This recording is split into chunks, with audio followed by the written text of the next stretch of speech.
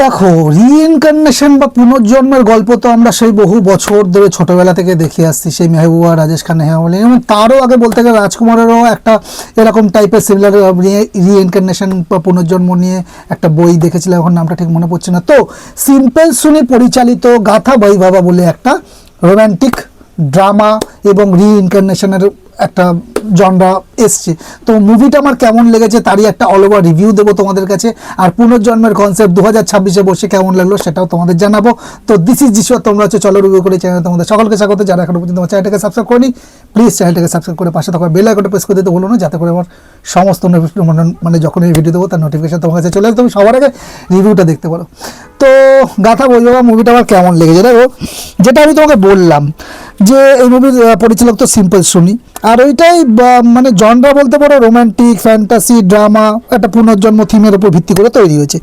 সিনেমাটির making style এবং visual presentation বেশ নজর করা হলেও দেখো চিত্রনাট্যের কিছু জায়গায় কিন্তু চড়াই উতরাই রয়েছে। অভিনয় আশিকা রঙ্গনাথন আছে, এস দুষ্মন্ত আছে।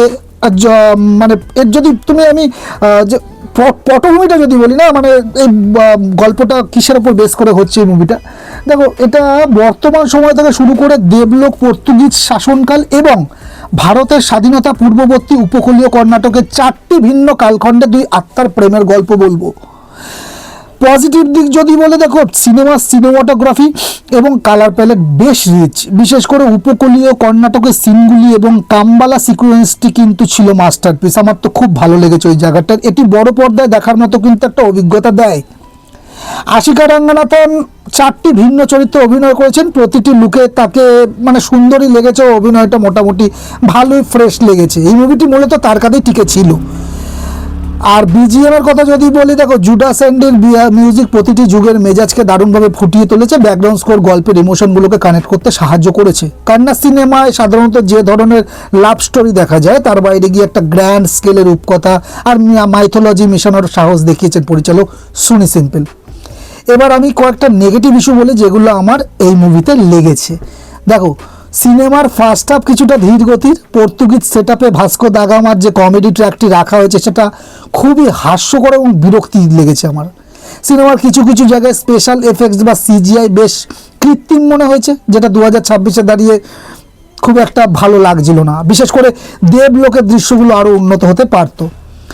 নায়কের যদি কথা বলি, ডেবিউটেন্ট অভিনেতা হিসেবে দুষ্মন্ত চেষ্টা করেছেন, কিন্তু কিছু আবেগঘন মুহূর্তে তার এক্সপ্রেশন কিছুটা ফ্ল্যাটই ছিল। আশিকার বিপরীতে তাকে অনেকটা মানে অনেক জায়গায় বেশ কিরম লাগছিল, একটা আড়ষ্ট লাগছিল, মানে খুলে যেন তার পারফরমেন্সটা বেরিয়ে আসছিল না, সেটা ফিল করতে পারছিলাম। আর ক্লাইম্যাক্সের যদি কথা বলি, সিনেমার শেষ দিকে এসে গল্পটা অনেকটা জলদি শেষ করার চেষ্টা করা হয়েছে, যা মানে স্যাটিসফাই করতে পারে না। এতক্ষণ ধরে গল্প টেনে ফার্স্ট হাফ এতটা স্লো করে তারপর ক্লাইম্যাক্স কেন এত তাড়াহুড়ো করে শেষ করতে হলো, এটা মাথার উপর দিয়ে গেল। ফাইনাল ভার্ডিক্ট যদি দিয়ে দেখো, গাথা বৈভবা একটা উচ্চাভিলাষী প্রজেক্ট, চিন্তা ভাবনা প্রচুর রয়েছিল। অন দ্য পেপার যখন স্টোরি হচ্ছিল তখন কিন্তু খুব ভালোই মানে একটা গ্র্যান্ড একটা প্রজেক্ট তৈরি হয়েছিল, কিন্তু এটি কোনো মামুলি প্রেমের গল্প নয়, বরং সময়ের ওপারে চলে যাওয়া এক রোম্যান্টিক সফর।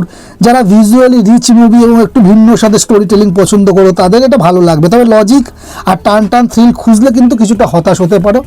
চিত্রনাট্যের অগোছলতা আছে, আর মেন যে মানে নায়ক নায়িকা তাদের খুব একটা পারফরমেন্স জোরালো মনে হয়নি। নতুন ছেলেমেয়ে তো, বিশেষ করে নায়ক তো ডেবিউট করছে এই মুভিতে।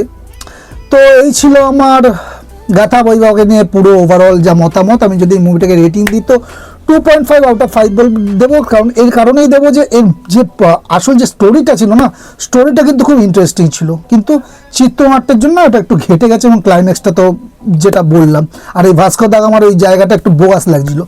তো এই ছিল আমার গাথা বৈভবাকে নিয়ে অল ওভার রিভিউ। যারা এখনো পর্যন্ত দেখে পেয়েছো মুভিটা তারা আমাকে জানাতে পারো। আর ভিডিওটা যদি ভালো লাগে একটা লাইক শেয়ার করে দিও তোমার কাছে মানুষদের কাছে। চ্যানেলটাকে সাবস্ক্রাইব না করে থাকলে সাবস্ক্রাইব করে দাও। দেখা হচ্ছে নেক্সট ভিডিওতে, নেক্সট মুভি রিলেটেড বা সিরিজ রিলেটেড কোনো রিভিউ নয়। ততক্ষণ তোমরা ভালো থাকো, সুস্থ থাকো, দেখতে থাকো। চলো রিভিউ করি, টাটা।